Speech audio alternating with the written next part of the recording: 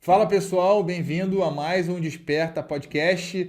Hoje eu tenho o prazer de trazer o que virou um amigo pessoal, né? Depois de uma breve caminhada juntos, um cara que é marido, pai de 3 meninos, mas além de empresário é empreendedor, também é empreendedor social e não satisfeito pelo sucesso do negócio, resolveu compartilhar a sua sabedoria, né? A sua expertise no mundo de negócios e compartilhar para o povão, ou seja, entrando na política. Eu tenho a honra de receber o que poucos sabem, o primeiro nome, Lincoln Donato. Cara, seja muito bem-vindo aqui. Valeu, meu irmão. Vitão, queria te agradecer pela oportunidade de estar aqui no podcast do Desperta. Pra gente aí é um imenso prazer, meu irmão, poder estar contribuindo aí com o nosso conhecimento.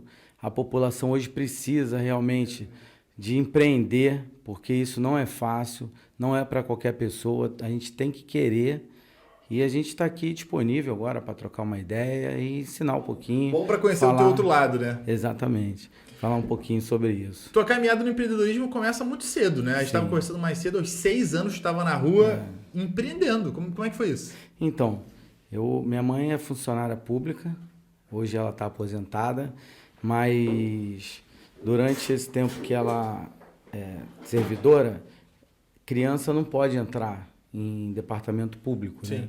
E aí o que aconteceu? Eu não poderia ficar com ela, então ela tinha que arrumar algum lugar para eu ficar.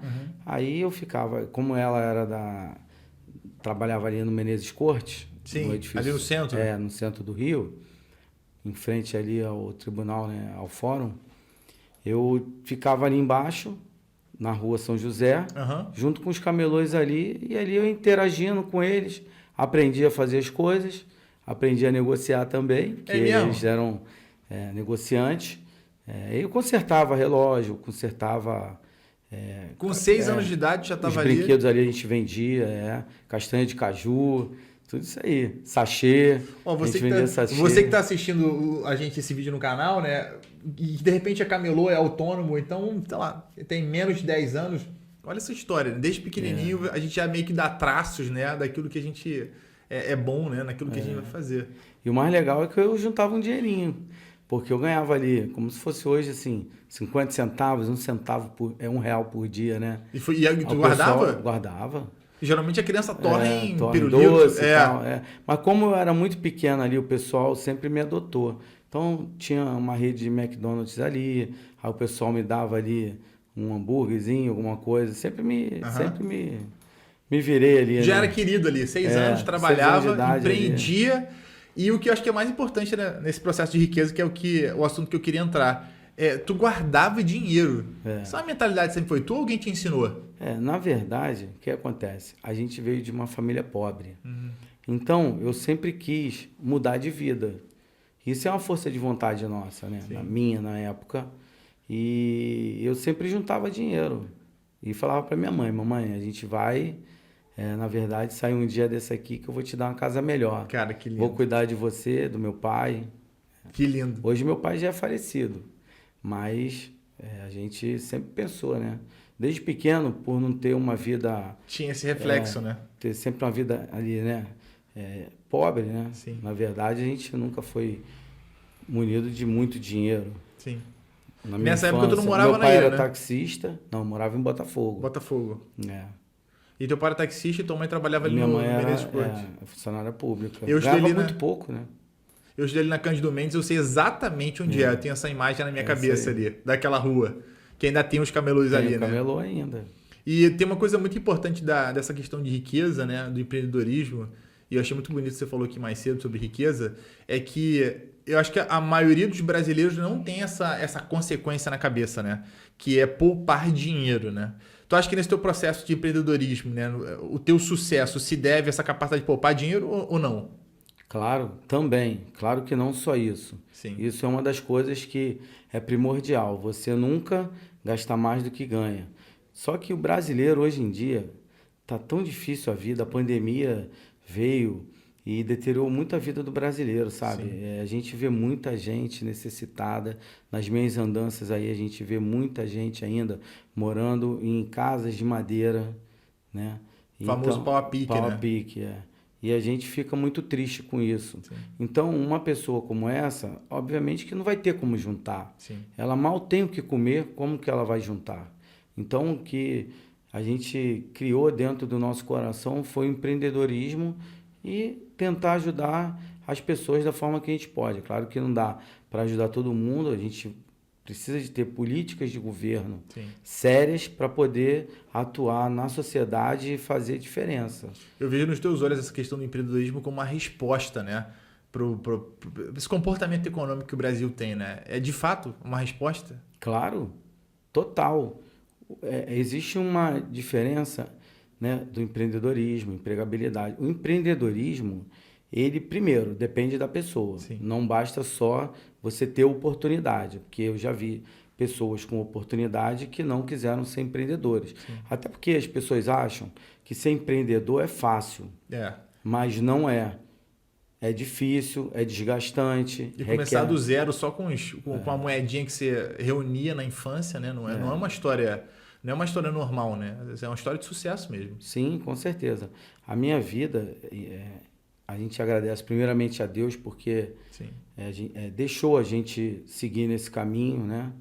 E depois é o nosso esforço pessoal. A gente entende que o trabalho, que o discernimento, que a famosa meritocracia, dinheiro, né? Exatamente. Isso nos ajuda bastante, né? A gente querer chegar em um local. Então, assim, um lugar. Sim. É foco, fé, entrega. Um pouco de paciência também, paciência, né? Não faz mal a ninguém. Yeah. Tu sai de uma trajetória de empreendendo sem querer querendo, aos 6 anos de idade, e aí você cresce ali, qual é o limite? Depois você vai para alguma universidade, vai estudar. Para onde você vai? Qual é o fruto daquilo? Na verdade, minha mãe... Fui crescendo, né? Uhum. E aí, para complementar, a gente virou camelô também, né? A gente tinha uma barraquinha então, tu deu um lá em upgrade Botafogo. Na verdade, cara, a gente fez muitas coisas na vida para ganhar uma prata, um dinheirinho, né? Sim. Já fui entregador de mercado, já fui empacotador de mercado. Enfim, a gente já fez muita coisa na vida para ganhar dinheiro, muita coisa honesta, né? Sempre trabalhando, e sempre aprendendo se esforçando. Um pouco com cada coisinha, né? Exatamente. Você vai adquirindo experiência aos poucos, que as pessoas olham para você agora e falam, cara, beleza, nasceu em berço de ouro, verdade. Né? Foi fácil, alguém deu isso para ele. Essa não é a história verdadeira, né? Não é. Tem uma curva de aprendizado aí duríssima, né? Muita coisa. Minha mãe também vendia roupa para dar uma condição de vida melhor para gente. Meu pai era taxista, né? Na época o táxi não dava tanto dinheiro, né? Há 15 anos atrás o táxi já deu muito dinheiro. Já teve sua época de glamour, né? Hoje em dia já não se tem tanto dinheiro assim com táxi, né? Já não se ganha tanto. Meu pai foi taxista há mais de 50 anos atrás. Caramba. E ele falava para mim, meu filho, táxi hoje é um emprego para mim, mas quando chegou na minha época com 20, 30 anos, ele falou para mim, na época que eu tinha táxi, o taxista ele não era muito bem visto, né? Porque era aquelas pessoas que não tinham o que fazer e viravam taxista, né? E ele é desde essa época, mais de 55 anos atrás. E tinha uma característica do taxista daquela época, era assim, ele sabia, não tinha o Google, né? Ele sabia exatamente onde ele... Você falava numa rua, no catete, sei lá, em gente dentro, não, eu sei onde é essa rua, fica um correio perto. E era uma habilidade mesmo, isso era uma profissão. E eu tenho muito orgulho dos taxistas, e hoje eu brigo também pelas causas do taxista. Inclusive, a gente também é taxista, né? Uma coisa que a gente desenvolveu com meu pai, porque eu acho que é uma classe hoje um pouco abandonada pelo poder público. A gente tem que lutar muito por isso, né? E eu acho que o táxi ele é um meio de transporte que tem que ser modernizado, né? As pessoas hoje reclamam muito do táxi, né? Os próprios taxistas falam que não dá mais como antes, então eles precisam... Por causa do Uber, né? Também, né? O Uber ele veio, como veio o Netflix... A indústria ela vai se modernizando. E você não tem como parar isso. Isso é uma É modernização. é uma curva crescente da... O que tem que se fazer é modernizar o mecanismo de trabalho antigo, que hoje tem que se reinventar, né? Sim. O taxista ele precisa estar se reinventando a cada momento para ele poder sobreviver, né? E aí você faz esse crescimento, vive 1 milhão de oportunidades diferentes e de repente você se encontra começando uma empresa, a primeira empresa que você começou, porque você tem uma empresa de logística e uma empresa, uma construtora, né? Qual foi o primeiro start? Para onde você foi primeiro? Para a empresa de logística. De logística. E o que essa empresa de logística faz hoje? Ela faz o agenciamento do transporte internacional de frutas, verduras e legumes para a Europa, Estados Unidos. Você exporta esses produtos? Na verdade, o exportador exporta. A gente faz o agenciamento do transporte. Ah, entendi. Você leva até o transportador. Isso. Até o exportador, né? O exportador precisa mover a sua carga, mamão, manga, uva. Mas é logística reversa? Não, só ida. Exportação. Só ida. Tá. Não é importação. Cara, que legal. E de onde tirou? De onde você tirou isso? Então, na verdade, eu trabalhei na Varig durante muitos anos. Foram mais de 10 anos trabalhados. Saudosa Varig, né? Exatamente. É a melhor companhia da América Latina e acredito que do mundo foi a Varig na época dela. Eu lembro que eu era criança, eu viajava, tinha talher de prata, lagosta. Bons tempos também, né? Sim, ela inovou, na verdade, o sistema aéreo do mundo, né? Então, a Varig, ela antigamente era como uma embaixada. O que acontece? Cada ponto onde a Varig voava, as pessoas tinham a Varig como uma embaixada brasileira. Então, ela voava para Tóquio. Então, os brasileiros em Tóquio procuravam a Varig para resolver muitos assuntos.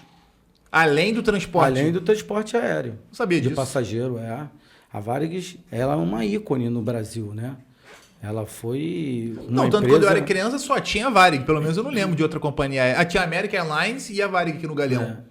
Não, existiam outras.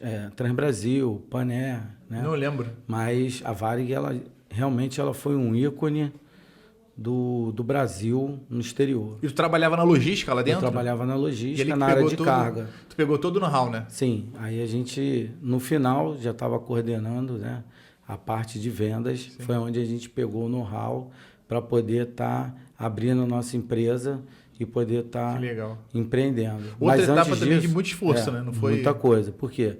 Quando eu não entrei na Varig, eu entrei numa empresa chamada SATA. Essa eu lembro. Então, ainda funciona, né? Ela hoje fechou. Ela é parte da Varig, ela é coligada, né? É uma das empresas que a Varig tinha. Sim. Mas está fechada também. Aí você falou antes disso... Antes disso eu entrei na SATA. Né? Com 19 anos eu entrei na SATA. Sim. E lá eu pude fazer... Lá o meu serviço era auxiliar de transportes aéreos, ou seja, a gente limpava avião, lavava a galha, né? A galha é a cozinha, né? Fazia de serviços gerais, né? Sim. Limpava banheiro, tudo isso aí a gente fazia. Arrumava o avião... E sabe que eu tô sorrindo? Porque é uma trajetória muito bonita, assim, sim, né? Eu acho que tudo começa com um grande grau de dificuldade. A Bruna me mandou esses dias uma coisa muito bonita. Ela falou assim, Deus, antes de transformar um homem de sucesso, ele esmaga esse homem. Isso aqui, nossa perspectiva de esmagar é trabalhar naquilo que você não ama. E o Einstein, uma vez, ele falou assim, olha, eu não me privo de trabalhar numa coisa que eu não gosto, já que eu tenho um objetivo.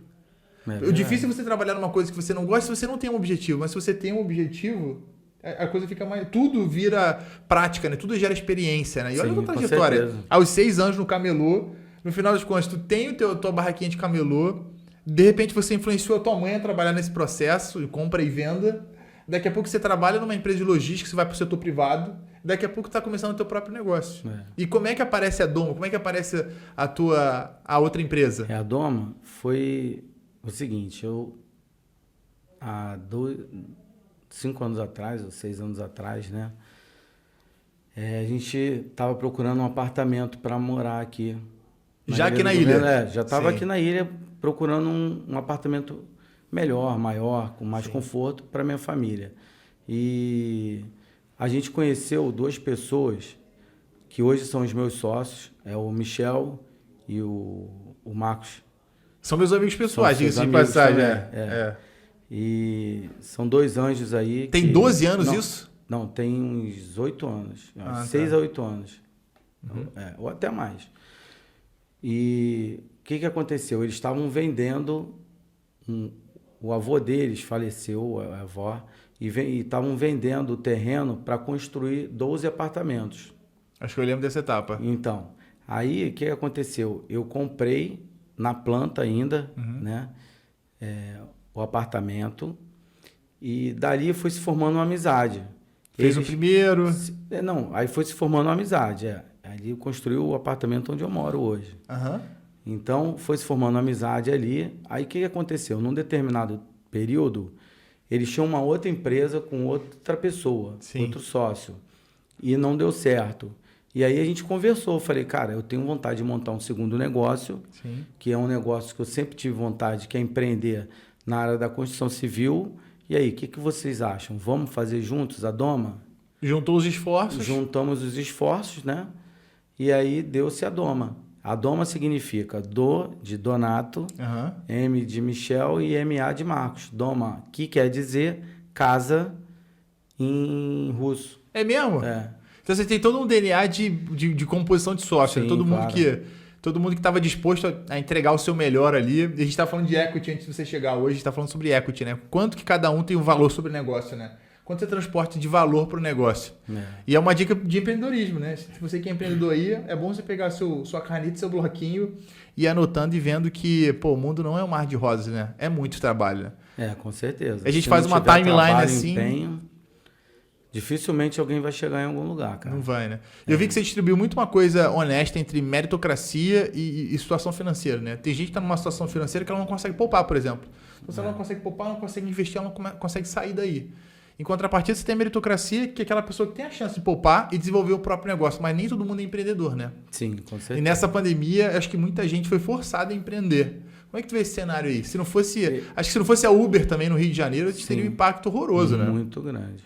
Eu vejo, de certa forma, não remetendo aos mortos, né?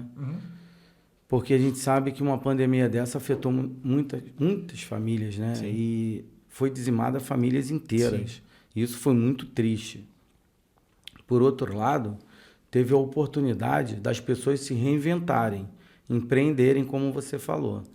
E eu acho que o empreendedorismo ele tem que estar na veia. Não adianta, você não vai conseguir botar na cabeça da pessoa, no DNA dela, no sangue dela, que ela tem que empreender para poder ter sucesso na vida. Verdade. Mesmo você tendo um emprego de carteira assinada, você pode empreender. Né? O empreendedorismo ele está aí para qualquer um. Tem muita gente que faz isso, né? Hoje em dia, muita gente que eu conheço tem o seu emprego e empreende. Exatamente. Tem 2 fontes de renda porque uma só não é o suficiente, não né? É suficiente, é isso aí. E você tem 3 meninos. Vamos falar sobre tua família? Vamos embora. Os 3 meninos são mais parecidos contigo, são mais parecidos com a patroa, são empreendedores, têm o comportamento que você teve aos 6 anos. Como é que cada um se comporta? Hoje eu vejo assim, um mundo muito diferente do que eu vivia. Então, assim, muito diferente, né? É claro que você, quando para coisa boa, você quer que seu filho tenha o êxito também. Eu vejo eles como empreendedores, porque filho de peixe, peixinho Verdade. Então a gente procura ensinar eles o empreendedorismo também, só que hoje é de outra forma.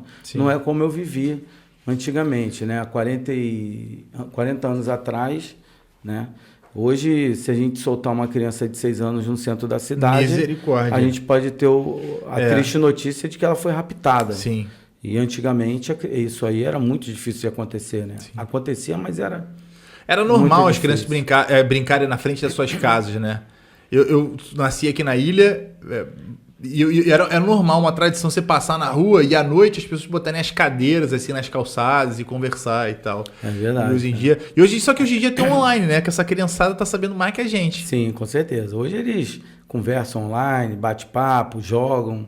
Hoje é uma criação um pouco diferente. Sim. Mesmo que a gente não queira, acho que o mundo está levando a isso. É mais acelerado, né? Muita coisa. E eles são unidos assim ou cada um tem um comportamento diferente? Não, eles são unidos. Às vezes brigam, como todo irmão, todo né? mundo, né? Se não brigar, não é irmão. É até engraçado, né? Pequenininho, de 5 anos de idade, e eu tenho um de 11, né? O Ninquinho e o Gustavinho. Aí, quando a gente, às vezes, chama a atenção do Ninquinho, que é o de 11 anos, o de 5 fala, papai, não briga com meu irmão, não. Ele sai de defesa? Ele se defende. Então tem um de 5, de 11 e tem um do meio aí que tem quantos anos? Não, aí tem um mais velho que é o de 21 anos. Ah, tá. Então tem um espaço grande aí. Então tem o de 21, 11 e 5. E esse 5 O de 21 também já trabalha com a gente, já está empreendendo. Ah, legal. Vai para o exterior em viagens para conhecer o trabalho em si. Né? Porque a gente participa bastante de feira. Sim. E aí todo Trazer ano expertise, são né? 2 feiras que a gente participa. Uma na Alemanha e uma na Espanha. Que legal. Esse ano eu não estou indo por conta da política, mas ele está indo na feira desse ano na Espanha para poder trazer recursos. Que legal, né? E é um orgulho. Eu vejo na tua cara que é um baita orgulho, né? Com certeza, né, cara? A gente cria os filhos, não é pra gente, pois né? É pro mundo, mas a gente tem que educar de forma que eles consigam, na nossa ausência, se virarem, vamos botar assim, né? Que eles consigam decolar aí com as próprias pernas. E é isso que a gente tenta mostrar para eles, a realidade do mundo, né? Que não é fácil hoje. Nada vem de graça, tem que ter muito esforço, trabalho. E eles vão caminhando com os próprios pés e a gente vai orientando ali, até onde que tá dá, errado, né? Até onde a gente puder, né, meu amigo? E é um bom feito, né? Quando o filho segue os passos do pai, isso é bonito, né? Nem todo mundo... acho que nem todo mundo tem essa compatibilidade com o pai, assim. Tem gente que... você vê os médicos, os dentistas, assim, todo mundo é médico, todo mundo é dentista, mas nem todo mundo consegue essa compatibilidade. É bom ver o filho, assim, trilhando o teu caminho, né? Porque você pavimentou o caminho, mas ele vai acrescentando, né? A maneira dele, ele vai se desenvolvendo a maneira dele. Agora esse de 5 é o figurão da família, esse né? Esse aí é o querido. É o 220, né, parada? Esse aí, mais de 220. Vamos botar uns 360. É mesmo? O cara... A política tem um peso, mas ele tem que acompanhar, mais difícil, né? A gente cansa, cara. Ele não. É muito bom ver criança assim, né? É muito bom. Aí tem esse trio ternura e que bom que eles são unidos, né? E aí você vai e empreende a vida inteira com 3 filhos também, que é uma outra tarefa dificílima, né? Porque hoje em dia o cara ter 3 filhos, ele realmente tem que ter uma disposição extra, né? Muito grande. E aí você vai e entrega o teu valor no negócio, ele funciona, você encontra o famoso lugar bem sucedido e ao invés de parar e descansar e viver da tua renda, né, da tua capacidade de gerar dinheiro, tu resolve encarar a política, cara. Como é que a política entrou na tua vida depois de toda essa trajetória no empreendedorismo? Chegou no sucesso e podia viver uma vida, né, a bonança que todo mundo quer chegar e de repente você falou, cara, vou expor minha vida toda e vou encarar esse desafio que é a política. Vitor, foi o seguinte, né? Na verdade, as pessoas pediram pra gente vir como candidato, né? Foi uma coisa que não dependeu da gente. A gente, nesse meio tempo todo aí, né, de empreendedorismo, de ensinamento, as pessoas entenderam que a gente tem, na verdade, a capacidade de estar representando eles lá em Brasília. E eles pediram, Donato, vem porque a gente vai te apoiar, o povo, cada um falando, né? A gente subia as comunidades e o pessoal falava, andávamos pela rua, o pessoal falava, pedia. Então foi dessa forma que a gente resolveu aceitar esse desafio, que é um grande desafio que a gente tem pela frente também, mesmo após eleito. E foi dessa forma que a gente resolveu entrar na política. E a tua empresa Doma, ela tem uma área social, né? E bem ou mal, isso é política pública, né? Você gerar recurso e oportunidade na área social é fazer política pública, né? Então acho que você já estava dentro da política, fazendo política pública e só não tinha um número ainda de campanha, né? Mas é muito bonito ver isso e eu espero, né, que com a tua mensagem isso desmistifique um pouco o coração das pessoas de que política não serve, político não serve.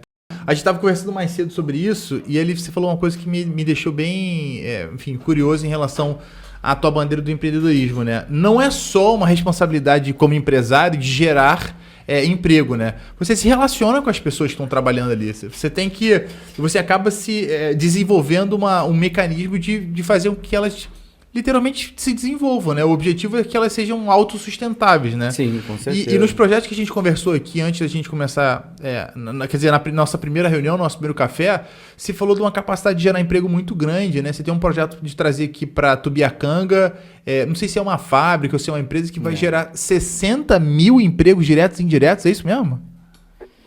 É isso mesmo, cara. Qual é a nossa ideia? Trazer uma zona franca para Tubiacanga, para a Ilha do Governador, para o aeroporto internacional. Hoje, inclusive, a gente gravou vídeos falando sobre isso. Sim. É um projeto audacioso. Ousado. Muita coisa.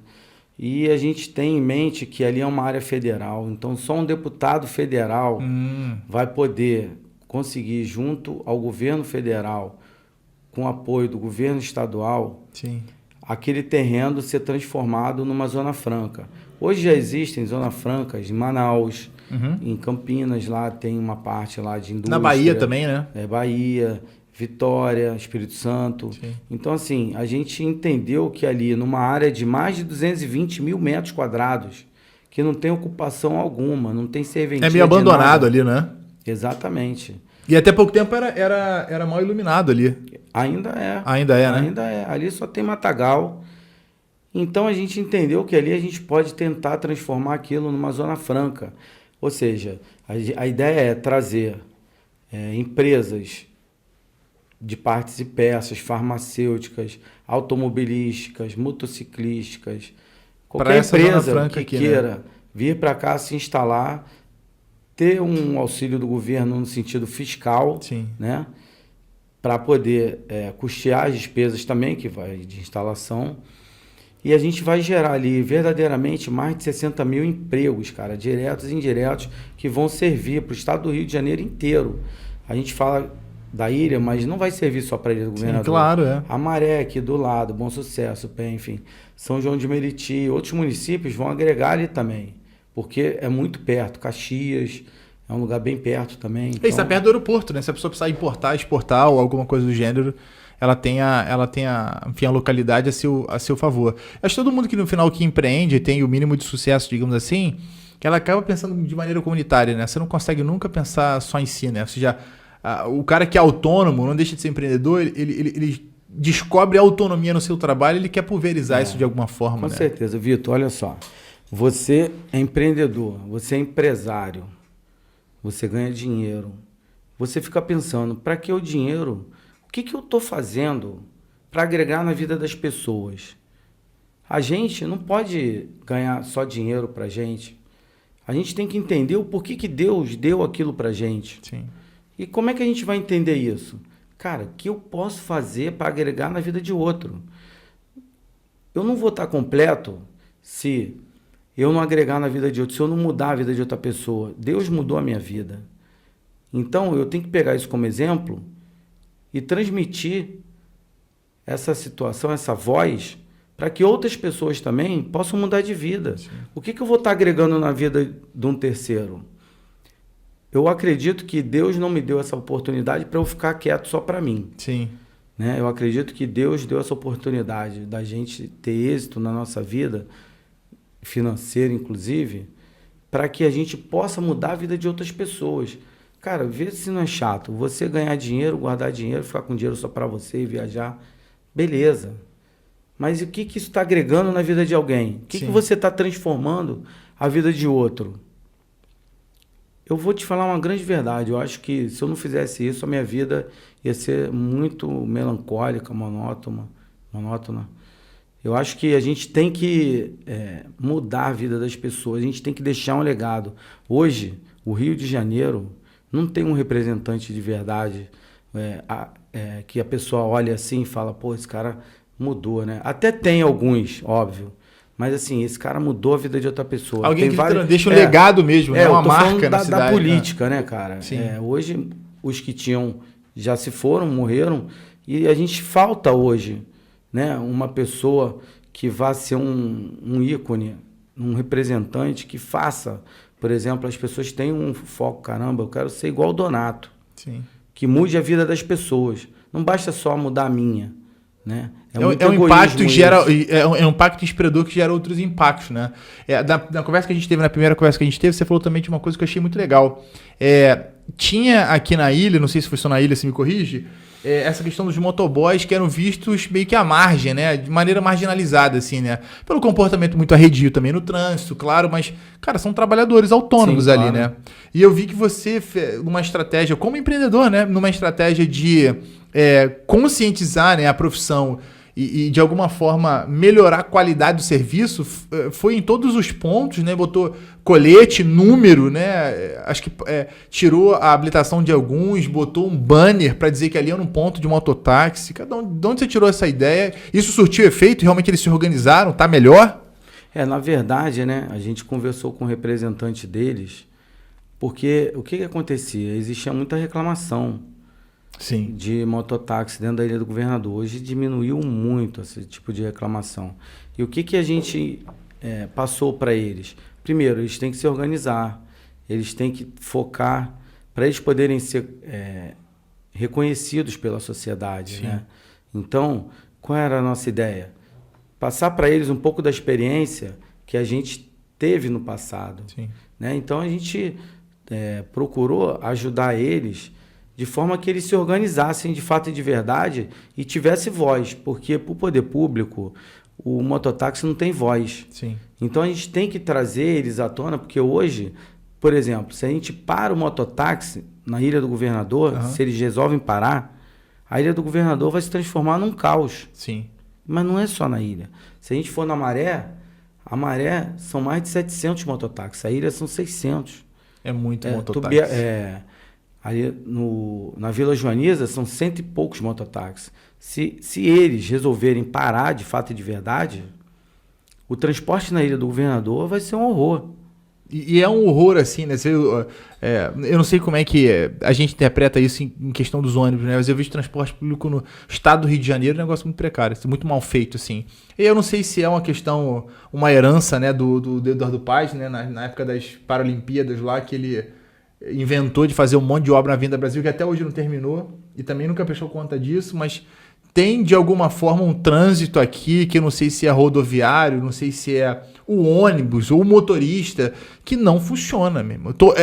Você vai para Barra, por exemplo, faz o Ilha Barra, por exemplo, Galeão, você chega de voo, você vai para Barra em qualquer horário. Em qualquer horário é trânsito. Você pode pegar 9 da noite e você encontra trânsito na Barra, daqui para Barra.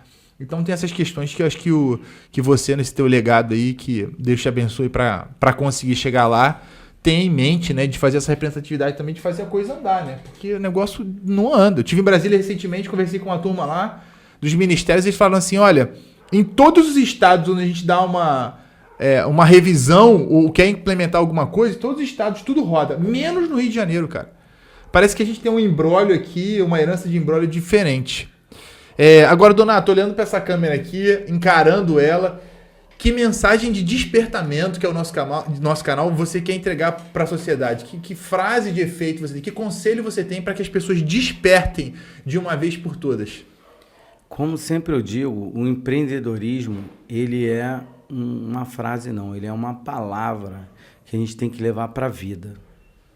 O empreendedor, ele nasce com aquilo já, acredito eu. Uhum. Só que às vezes falta oportunidade. A gente busca essa oportunidade para as pessoas terem como empreender. Então, eu acho que a palavra é empreendedorismo, geração de emprego e renda. É isso que é o meu legado hoje e é o que eu vou levar para o resto da minha vida, porque a família que tem um empregado, tem a sua receita. Sim. Ele vai viver, vai conseguir ser feliz com a família, porque vai receber o seu salário. Faz a economia girar. Exatamente. Então, eu acho que hoje o mais importante que falta para a gente no Rio de Janeiro é emprego, cara. Trabalho, empreendedorismo, abrir mais empresas. Embora o Rio de Janeiro, né, ele está crescendo, está sendo um estado que está diminuindo o desemprego, né? O nosso governador ele está trabalhando firme, pesado, mas ainda falta muita coisa. Sim, falta fomentar essa área, né? Exatamente. Já está bem fomentada, só que ainda tem muito desempregado, ainda tem muita coisa a ser feita, né? Muita muitos empreendedores aí ainda não estão tendo a oportunidade Sim. de poder estar trazendo as suas empresas, né? Então a gente fica preocupado com isso. Sim. Muitas empresas na pandemia fecharam. Não, e é um golpe que duríssimo. A gente nunca previria isso, né? A pandemia foi um golpe que derrubou todo mundo. Estava começando um negócio, estava começando a prosperar no seu Sim. negócio, que estava empregado. Foi um golpe duríssimo. Se você puder escolher alguém para te substituir nessa cadeira, no nosso próximo podcast, quem você colocaria aí para a gente entrevistar? Olha, além de ser um amigo muito querido meu, eu acho que o Ney Filardia é o presidente da União da Ilha do Governador. Não parece, gente, mas uma escola de samba é uma empresa. Sim. E uma empresa a qual é muito difícil ser gerida. Falta muito recurso. Sim. Né? O governo do estado, a prefeitura, eles não dão apoio, por exemplo, para o grupo especial, o grupo Série Ouro, o grupo de baixo. Né? O apoio deles é basicamente para o grupo especial, né? As pessoas que desfilam na Intendente, né? As agremiações que desfilam, sim, essas aí não tem muito recurso, o recurso é muito baixo, é muito difícil, e é um projeto nosso também com a cultura, né? Nós somos também e queremos ser o representante na esfera federal das escolas de samba. Bom demais. Do Carnaval Carioca. Ney, fica o convite do Donato aí, o meu também. Seja muito bem-vindo a aceitar o convite. Escreve aí nos comentários, se inscreve no canal você, porque eu tenho milhares de perguntas sobre o Carnaval. O Carnaval era uma festa belíssima e virou agora uma festa religiosa. Então a gente tem muita pergunta para você. Donato, queria te agradecer demais por você ter vindo. Parabéns pela família bonita que você tem. Um beijo especial pro teu pequenininho de 5 anos, que a gente queria trazer ele aqui de alguma forma. E que, de fato, essa mensagem tua dessa coisa de fomentar o empreendedorismo, que, de alguma forma, no governo federal, ouça essa mensagem, né, e ajude a gente a estipular e construir uma maneira de você capacitar as pessoas que têm esse chamado para empreender e desenvolver de maneira técnica, né, essas pessoas para poder entregar um empreendedor melhor para nós. Os Estados Unidos está vivendo isso há muito tempo já. Os últimos 60 anos de empreendedorismo nos Estados Unidos, você olha uma curva de crescimento triplicando todo ano. Obrigado demais. Você que assistiu até o final, deixa seu comentário aí. Faz uma pergunta pro Donato, a gente vai alcançar ele não vai fugir não. Se Deus quiser, vai estar em Brasília, né? Mas a gente vai conseguir responder essa pergunta para você nos comentários. Um beijo, obrigado por ter acompanhado. Espero que essa mensagem tenha transformado sua vida de alguma forma ou te influenciado. Deus te abençoe e até a próxima. Até a próxima. Forte abraço.